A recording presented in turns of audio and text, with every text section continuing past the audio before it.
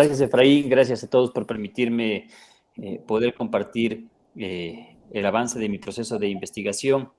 Yo creo que ya estoy por ahí en un 75% a puertas de cerrar la misma y quiero compartir cómo se ha ido construyendo y recibir de ustedes la mejor crítica constructiva en un proceso de eh, hacer un saber colectivo que nos permita justamente lo que decía Yadi, poder disminuir esas brechas de pobreza o esas inequidades que existen ante el invisibilizado, entendiendo como invisibilizado desde el ambiente hasta el pequeño productor o aquel actor de la cadena que no ha recibido parte del pastel al momento de recibir dádivas o ganancias económicas por su trabajo. Mi tesis netamente es inocuidad, trazabilidad y calidad como base de un estudio crítico para el sistema de producción de cacao y establecer una propuesta de modelo de producción sustentable, soberano, solidario y bioseguro para implementar dentro del recinto Zapallo. Antes de comenzar, para mí es importante decir que este proceso ha sido un proceso de deconstrucción de mis propios saberes y de los propios saberes de mi misma familia en la cual me inserto y del modo de vida y estilo de vida en el cual me inserto. Este es el problema en el cual nos vemos impregnados, mal manejo de residuos de pesticidas, como ustedes lo pueden ver aquí a la izquierda de su pantalla o de la presentación, donde principalmente se maneja endosulfán, glifosatos, hipermetrinas u otros compuestos que son de grado tóxico alto o muy alto, ligados a una antigua producción de cacao y a una comercialización, como ustedes pueden ver en la parte de abajo, una comercialización malsana en el que ganan pocos de este proceso o se aprovechan pocos, que incluye principalmente a la intermediación y a los exportadores. Entonces, el problema se inserta dentro de la cadena de cacao justamente en esta región, en la provincia de Esmeraldas, en el cantón Quinindé, en la parroquia de Malimpia. Si hacemos algo más grande, ¿no? Estamos insertos en la zona de Quinindé o en el cantón Quinindé, al noroccidente del Ecuador, en una zona limítrofe que está la provincia de Imbabura con este pequeño hilo o esta pequeña extensión que está aquí entrecortada, la provincia de Pichincha, y por acá abajo la Concordia, que ahora pertenece a Santo Domingo de los Colorados. Esta delimitación que aquí está, recién se hizo a menos de 5 años. Este hecho ha hecho que justamente exista desorden dentro del territorio. Desorden porque no hay quien controle, quien vigile, quien mande, y es la tierra del más bravo. ¿Ya? En esa tierra del más bravo se insertan antiguamente plantaciones de palma africana, siguen insertas grandes empresas de extracción legal e ilegal de madera que se vinculan directamente a la parte de aquí arriba, a toda esta parte de aquí, a sacar la madera de todo lo que es el Chocó y la zona del Canandé y la reserva Cayambe-Coca. ¿Ya? Entonces, bien, Zapallo es una población que está ubicada a los 400 metros sobre el nivel del mar, ¿no? En un suelo franco, limoso, arenoso, es decir, un suelo perfecto para producir, con una capa vegetal que está entre alrededor de 30 centímetros a 80 centímetros. Eso es bastantísima materia orgánica para poder sembrar cualquier tipo de cultivo. ¿Ok? La publosidad, para que ustedes lo entiendan, es de 3.300 milímetros al año y su temperatura promedio está entre 23 y 26 grados centígrados promedio. Que es interesante. Es interesante decir que en el 2017 Esmeraldas tenía una producción de 13.000 toneladas de alrededor de, si mal no recuerdo, son alrededor de 100.000 toneladas, ¿ya? Teniendo Quinindé, en la zona que nos asentamos, alrededor de 4.300 toneladas para el año 2017. Ecuador pasa de 100.000, 150.000 toneladas, ¿no? Hace 5 años, a la fecha producir casi 400.000 toneladas de cacao. ¿Por qué hay esta subida abrupta del cacao? ¿No? Pasar de 100.000 toneladas a ser el tercer exportador de cacao en el mundo a 400.000 toneladas, se da justamente porque el Ecuador se inserta en un programa agresivo de siembra extensiva de cacao y repotenciación de cacao, más sin embargo se dejan deslinkeadas o desarticuladas cómo vamos a hacer la comercialización responsable, justa, considerando parámetros ambientales y sociales con todos los productores directos e indirectos de la cadena. Ya lo vamos a ver más adelante. Aquí están las golondrinas, justamente ahí están los ríos, sobre el que pasa el río Guayabamba, donde para las golondrinas y llega al Zapallo. Ahí está la zona de establecimiento y ahí están las zonas del río Canandé y los otros ríos con todas las quebradas de donde se saca la madera de manera no adecuada. ¿Ya? Denme 2 segundos. ¿No? Estas son explantaciones de palma que por el problema del PC hace 5 años y yendo en concordancia con el nuevo programa de café y cacao, dejan de ser plantaciones de palma africana donde había pudrición de cogollo por ser monocultivos y se destinan ahora a producción de cacao, ¿ya? Entonces, esta era cómo se fue transformando el territorio y cómo estos señores que tenían unos determinados perfiles epidemiológicos, con determinadas intoxicaciones y falencias en su sistema de salud, pasan a ser ahora unas nuevas personas que están trabajando dentro de la cadena del cacao, ¿ya? Entonces, solo son unas pequeñas fotos del antecedente. Esto es cómo se sigue manejando tal cual ahora, ¿no? El problema de pesticidas dentro de la región, sin ningún equipo de protección personal, sin ningún programa de asistencia técnica. Y esto es así como se extrae la palma del sector y cómo se lleva a las principales extractoras de aceite rojo para luego vincularlas al aceite amarillo, con el cual ustedes se fríen los huevos fritos o se lavan el cuerpo con su lindo jabón Dove. Muy bien, a partir de eso, no hay procesos, se deconstruye el territorio, se muere toda la palma africana por nuevamente el PC, y a partir de eso entra en vigencia una nueva construcción del territorio basado en cacao. Me regreso para acá. El territorio está al lado de las reservas chachis, que son etnias indígenas autóctonas de la zona de Esmeraldas, y al mismo tiempo está al lado de la reserva Cotacachi-Cayapas, que se extiende desde los Andes ecuatorianos y llega a la zona, a las estribaciones de la cordillera. Y aquí, por falta de control, donde están viendo mi cursor, es donde se sientan las diferentes madereras que se aprovechan de ese descontrol y se aprovechan también estableciéndose como dueños del río a través de gabarras dentro de la zona. Aquí estoy en la gabarra, como ustedes podrán ver, y si se regresan, se ve cómo ya se va pelando toda la zona por ese proceso maderero. ¿Ya? Muy bien. Aquí está parte de la madera que se saca. Todo esto es para contextualizar madera legal, la de la derecha, madera ilegal, la de la izquierda. Madera ilegal, vamos ahí.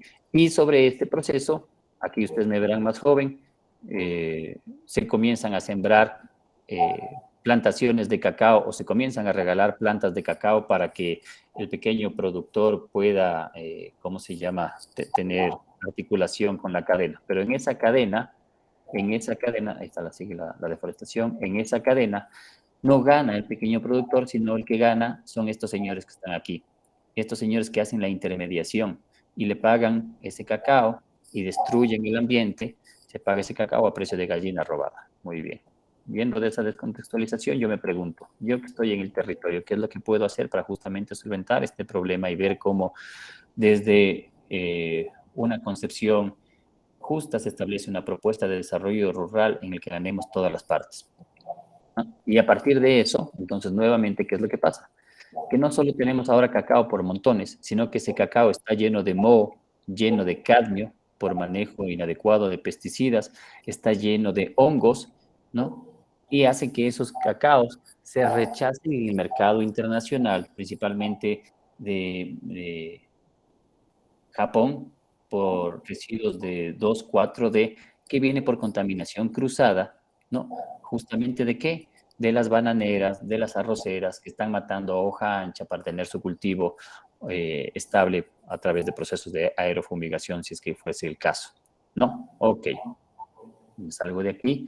Y entonces, como dijo Yanni, nosotros pasamos de un proceso de tener un ecosistema sano a tener un ecosistema ya para 1996, donde los diferentes eh, ecosistemas de la costa, del litoral del Ecuador, estaban completamente deforestados.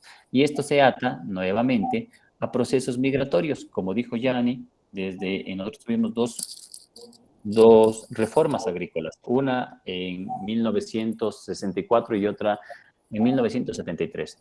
De estas reformas agrícolas fueron de la mano, ¿no?, del boom petrolero. Y el boom petrolero comenzó en 1972 y estamos hasta ahora dentro del mismo, ya bajando el pico de producción, donde toda esta gente comenzó a migrar. Estas son las manchas de migración al oriente ecuatoriano y se deconstruyó el territorio, aprovechándose del proceso extractivista de petróleo, y al mismo tiempo, como hubo reforma agraria, se plantaron grandes plantaciones de cacao, grandes plantaciones de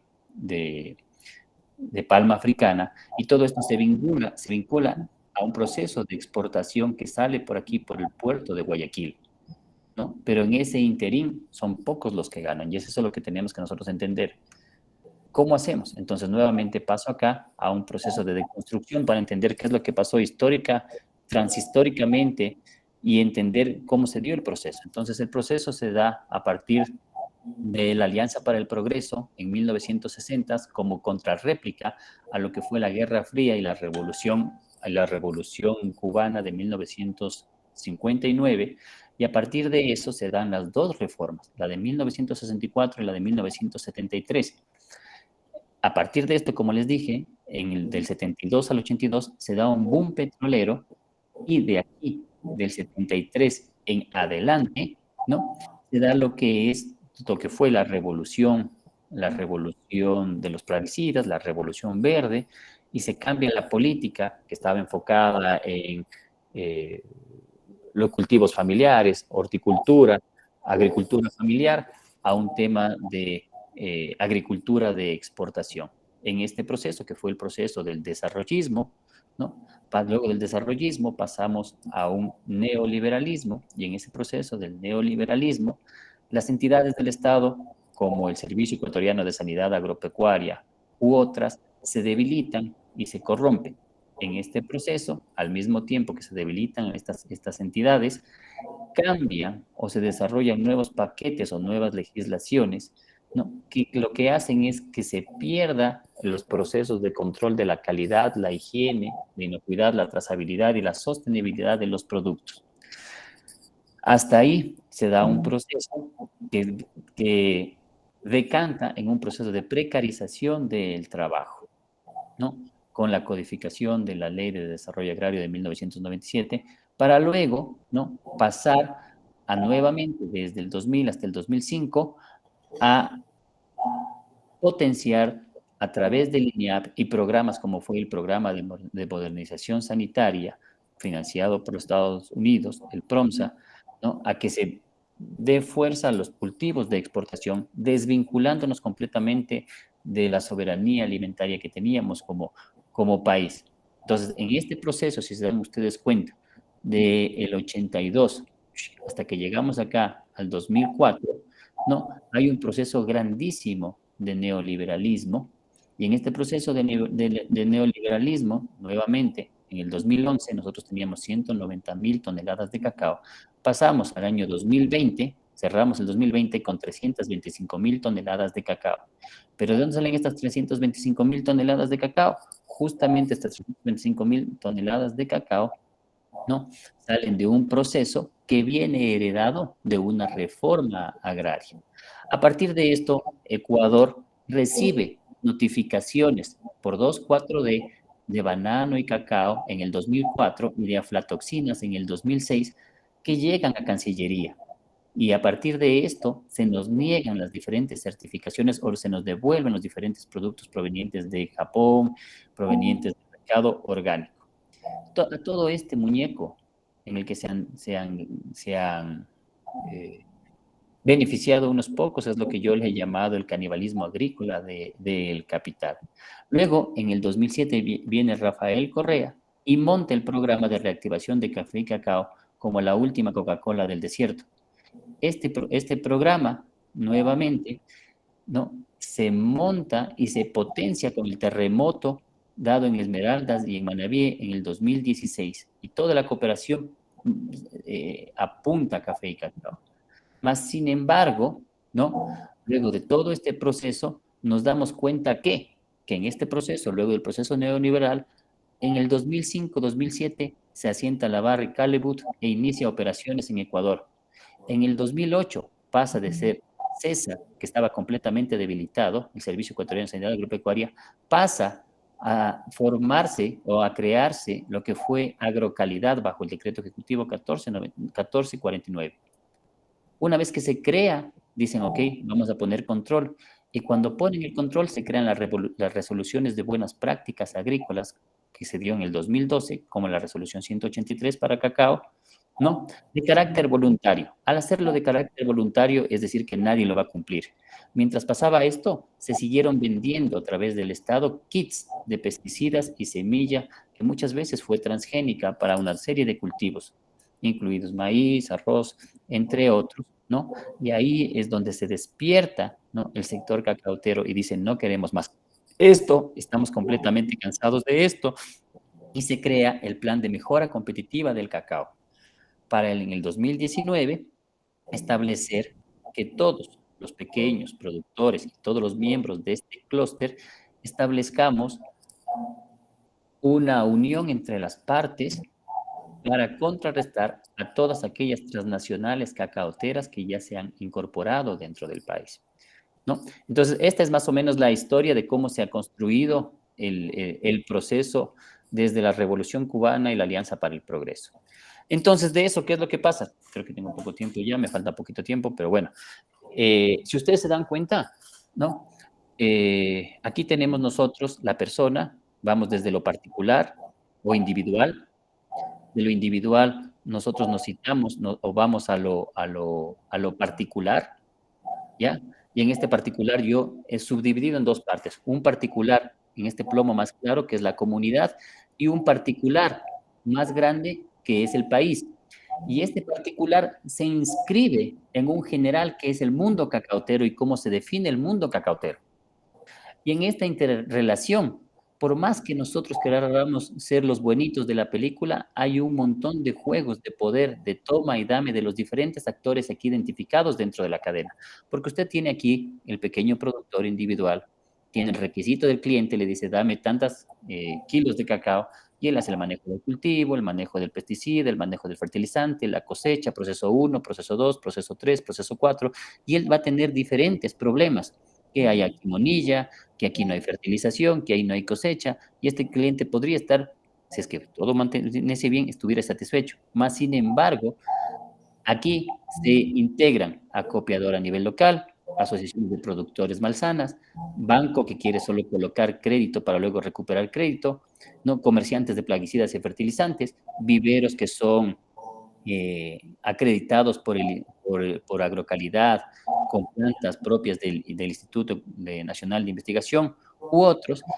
Están las agencias de control de agrocalidad, las certificadores, algunas sanas, otras no sanas, y sobre el país se encuentran gestores ambientales, distribuidores de pesticidas, fertilizantes, comerciantes a nivel nacional, ¿no? Estos comerciantes se unen a estos comerciantes a nivel local, comerciante a nivel provincial, comerciante a nivel nacional, se une con un exportador, este exportador se reúne a su vez con un trader o con un broker, este broker con un maquilador, este maquilador con un fabricante de chocolate, con un distribuidor, ¿no? Con un dealer a nivel internacional, con un supermercado internacional y con un consumidor masivo que consume KitKat, que consume Hershey, que consume M&M's, pero que no entiende que detrás de ese producto hay una deconstrucción de todos los actores que están aquí abajo dentro de la cadena.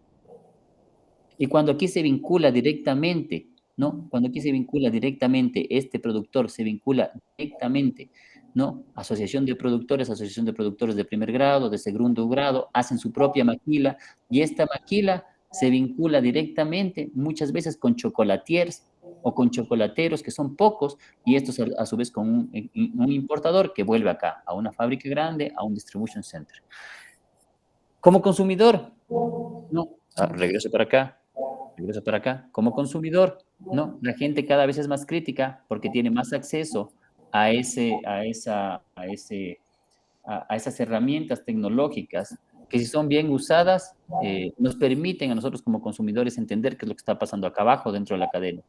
Pero muchas veces no entendemos qué es lo que está pasando abajo dentro de la cadena, porque ese capitalismo cognitivo ha permitido que a través de las redes sociales, ¿no?, nos vendan otra cosa de lo que nosotros queremos entender que existe. Y aquí, en este proceso, hubo una destrucción del ambiente, una destrucción de la naturaleza, un proceso de deforestación, trabajo infantil dentro de las plantaciones. Se perdió completamente la trazabilidad porque aquí es de una persona, pero aquí no se sabe qué pesticida se le puso, no se sabe qué fertilizante se le puso, y como está llenito de problemas aquí la planta chupó cadmio, porque la tierra se acidificó. Y esto pasa con 1, con 2, con 3, con 4, con 5, con 6.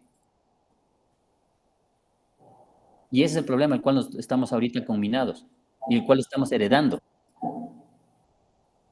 Pero la gente no entiende que hay problemas dentro de la finca, dentro de la comunidad, dentro del país, porque no tenemos los diferentes gestores, ¿no? Y esto nos vemos atados a hacerle guerra a los otros comerciantes a nivel mundial, que son Ghana, que son Costa de Marfil, que son República Dominicana.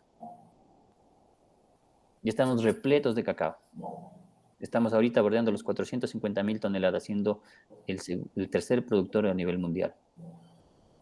Pero nadie entendió en este proceso, nuevamente, del individual a la comunidad, al país y al mundo, existieron un montón de pérdidas de sostenibilidad, de pérdida de solidaridad, de pérdida ambiental, de pérdida de inocuidad, de pérdida de trazabilidad. Entonces, nuevamente, como los programas de asistencia técnica, certificación, post cosecha, agroindustria, comercialización, cada uno supuestamente tiene sus procedimientos, sus registros, se levantan, ¿cómo se llama?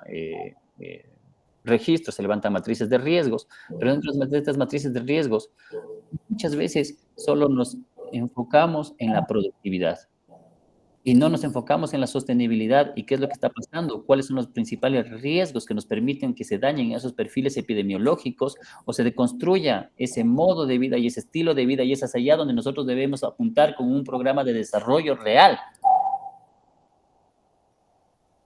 Porque si no nos insertamos en justamente que el mercado lo regule todo.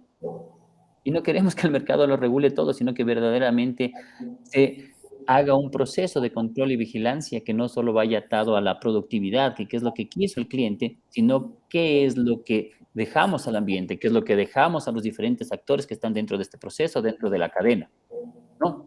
Para, en base a eso, construir algo que nos permita ganar y trazar de manera pertinente y ver cuáles han sido los problemas en la asociación, los problemas con la intermediación, los problemas con el sistema interno de control, los problemas en campo, los problemas con las escuelas de campo y el control y seguimiento, los problemas con la comercializadora, con la agroindustrialización, y verdaderamente si estamos alimentándonos de esto, para en base a eso nosotros deconstruir y monitorear cada una de las fases del cultivo para entender qué es lo que estamos haciendo como sociedad y a qué nos estamos vinculando y qué es lo que estamos dejando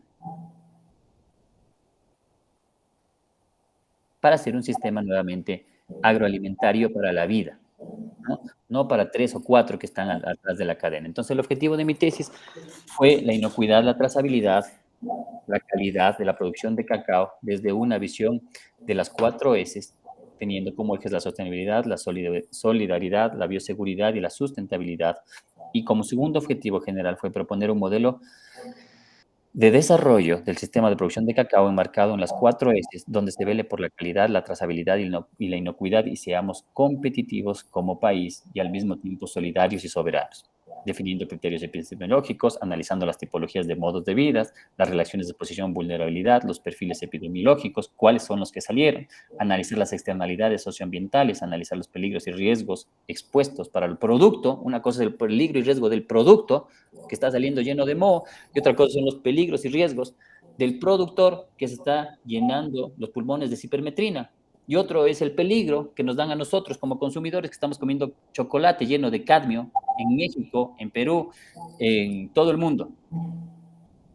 Entonces son tres cosas y tres pájaros que debemos matar de un solo tiro.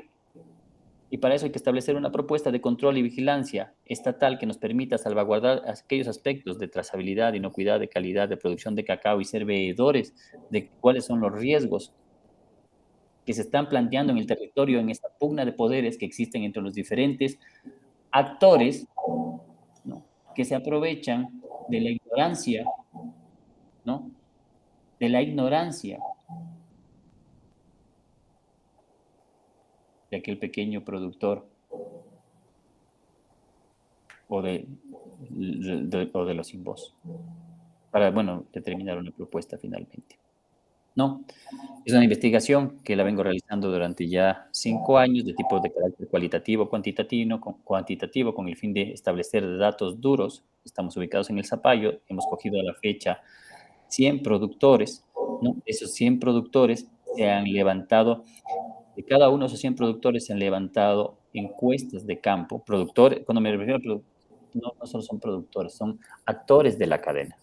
¿Ya? De esos actores de la cadena se han levantado 18 encuestas, ¿no? Desde que van desde la información general, la inscripción laboral, los estilos de vida, las formas de producción, cómo fertilizan el campo, si siguen buenas prácticas o no, cómo hacen los procesos de trazabilidad, seguridad, cómo, si manejan o no manejan cultivos, si ahorran, cómo es el tema social, si existen o no asociaciones, comunicación, comunidad, perdón, cómo es el manejo de la comunidad, cómo es la vida del productor, cómo es el tema del comerciante y cómo es el tema del exportador, porque cada uno de estos son diferentes actores dentro de la cadena y tenemos que entender, ¿no? Qué es lo que quiere cada una de las partes.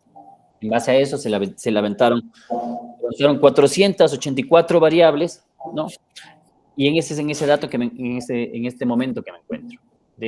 Luego de haber establecido las más de 100 encuestas y tener más de 848 variables, ¿no? Estoy ahorita estableciendo el MCA, el análisis multivariado, y estoy haciendo las correlaciones en las que se cruza ambiente, sociedad, educación, en los diferentes modos y estilos de vida. A la fecha ya he establecido yo el INSOC, y de ese INSOC, ¿no? Que es el análisis socioeconómico, socioambiental, ¿no? Se establecen 7, o se han encontrado 7 tipos o tipologías de personas que existen dentro del sector. Una primera es el gran empresario cacautero, ¿no? Que gana más de $1,500, ¿no? Que vende más de 15 quintales secos semanales, ¿no? Que tiene una gran educación universitaria, posgrados, ¿no? Uno de sus problemas principales es que sufren alta depresión, toman por lo general edulcorantes, para evitar diabetes, sufren de estrés por pérdida de agricultura, palma u otros, comen 3 veces al día, ¿no? A destiempos, con potenciales problemas de hipoglicemia. Luego tenemos codificado o identificado un segundo tipo de productor o un segundo actor de la cadena, que es el mediano productor, que va entre 5 hectáreas a 20 hectáreas. El primero va entre 20 hectáreas a 150 hectáreas o más. Este va entre 5 a 20 hectáreas, es independiente, educación principalmente secundaria incompleta, técnica, produce de 1 a 5 quintales semanales, propiedad propia, sin escrituras, necesita mano de obra de 1 a 5 trabajadores y generalmente usan pesticidas y abonos sintéticos sin ningún tipo de recomendación. Luego tenemos los productores chachis, ya voy acabando, luego tenemos los productores chachis, ¿no? Aquí en los productores chachis siempre han recibido dádivas del gobierno, más no han recibido asistencia técnica, no tienen un programa de buenas prácticas agrícolas, comen pescado, yuca, verde, alimentados de su propia chacra y están acostumbrados, como les dije, a recibir colaboración y asistencia técnica de proyectos internacionales. Luego tenemos todo lo que es empleados de finca, ¿no? Que también tienen su predio de 0 a 5 hectáreas, educación mínima, han recibido capacitaciones puntuales por parte del gobierno, ¿no? Y dependen sí o sí de su patrono y completan sus jornales por la tarde en sus propios predios. Y luego tenemos el empleado de finca. Este empleado de finca tiene otro modo de vida, otro estilo de vida. Uno es el gran empresario, otro es el mediano productor de cacao, otros son los productores de la chacra, otros son los productores que trabajan con el empresario y además tienen su chacra, y estos son productores, o más bien dicho, empleados, operarios de fincas sin tierra que trabajan cacao, palma u otro cultivo, ¿ya? Que no han tenido acceso a capacitación. Estos por lo general son de cuerpo atlético, fibroso, mas sin embargo con secuelas nutricionales de micronutrientes, comen más carbohidratos en sus dietas, son adictos al alcohol, adictos a la promiscuidad, ¿no? Y están enmarcados con una descomposición social comunitaria. No tienen cuenta de ahorro, no acceden a crédito, muchas veces viven fiando y al final de la semana, ¿no? Pagan la comida que han trabajado. Y por último tenemos el acopiador. Este de aquí es el vivísimo, que se aprovecha de todos estos de acá, ¿no? Del 1, 2, 3, 4, 5. Tenemos al acopiador, que ha visto que no, como no hay control, entonces él compra todo y comercia absolutamente todo, pagando precio de gallina robada todo.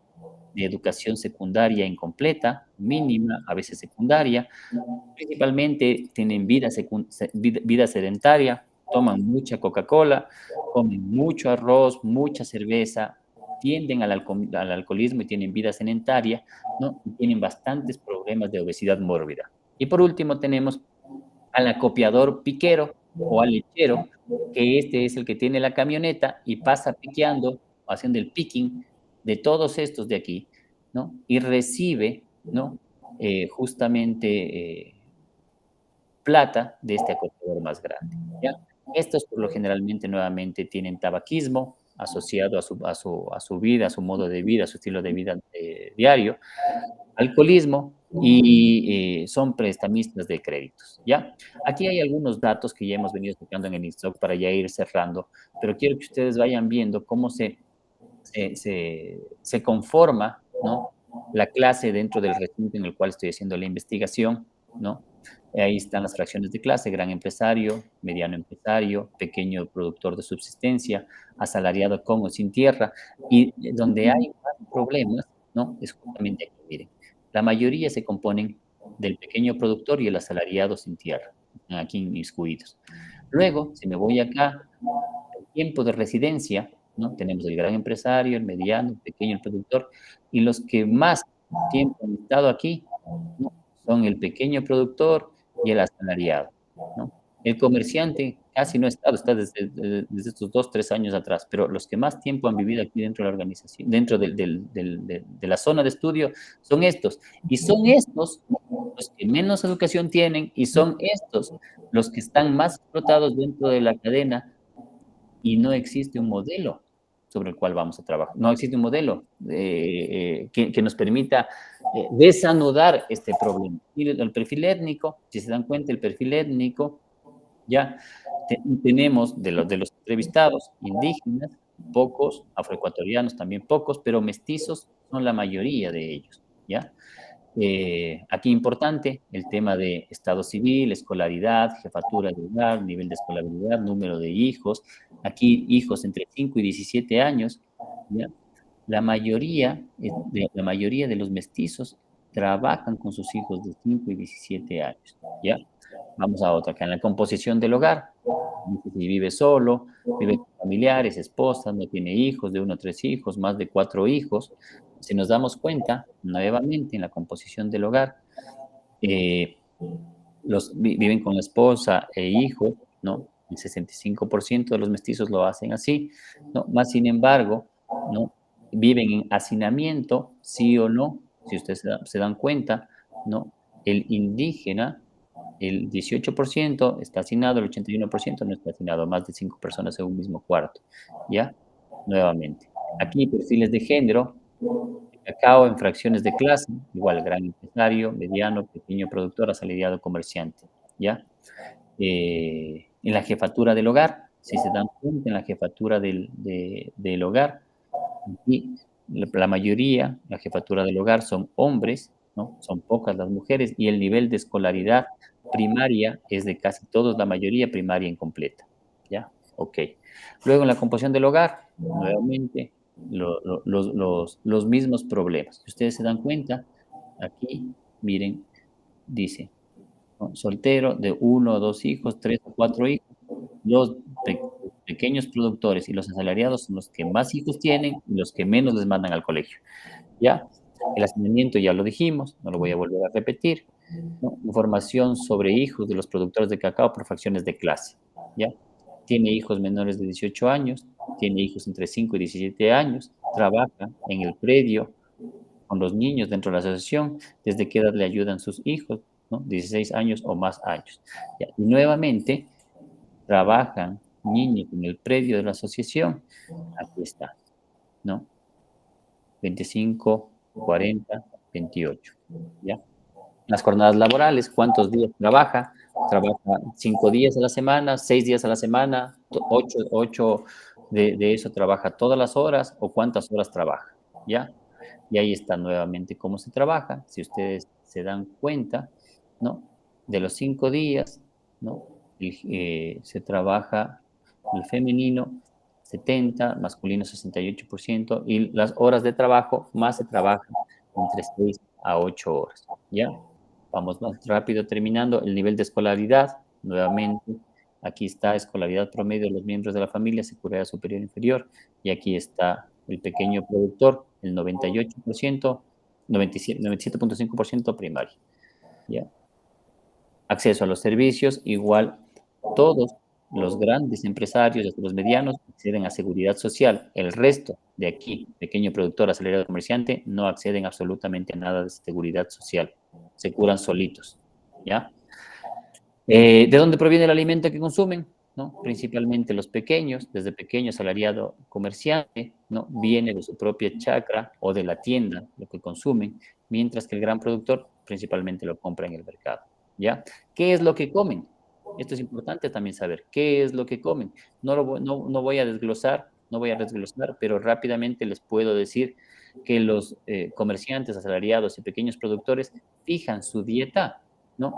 Comiendo principalmente Cheetos, Jazz Snacks, Frito-Lay, Coca-Cola, atún, arroz, papas, ¿no? Los de la clase más alta, ¿no? Principalmente comen ya todo lo que es verduras frescas, ensaladas u otro, ¿ya? De hecho, ¿no? Eh, Variedad de alimentación diaria de frutas, variedad, ¿no? Poco frecuente, pero aquí se dan cuenta, ¿no? 21%, 25%, nada. ¿Ya? Es eso en cuanto a la presentación. Me encuentro nuevamente, voy a dejar de compartir, voy a tener mi presentación, voy a tener la presentación.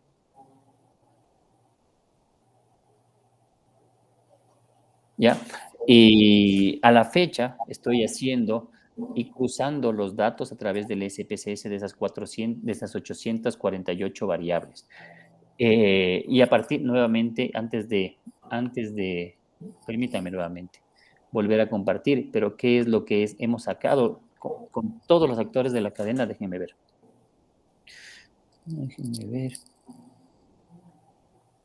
Y es importante, para mí es importantísimo su retroalimentación, pero esto, ¿me confirman si se está viendo? ¿Aló? Sí, ya, ok. Justamente lo que hablábamos con la Yani, y ahora que tenemos este muerto y sabemos a qué es lo que estamos atañidos, ¿no? ¿Cómo vamos a construir una propuesta de desarrollo rural? Uno de los componentes que analicé fue justamente, ¿y ahora qué hacemos? Ya sabemos que tenemos el problema, ¿y ahora qué hacemos? Y en ese ahora qué hacemos se establece una propuesta que tiene 10 componentes.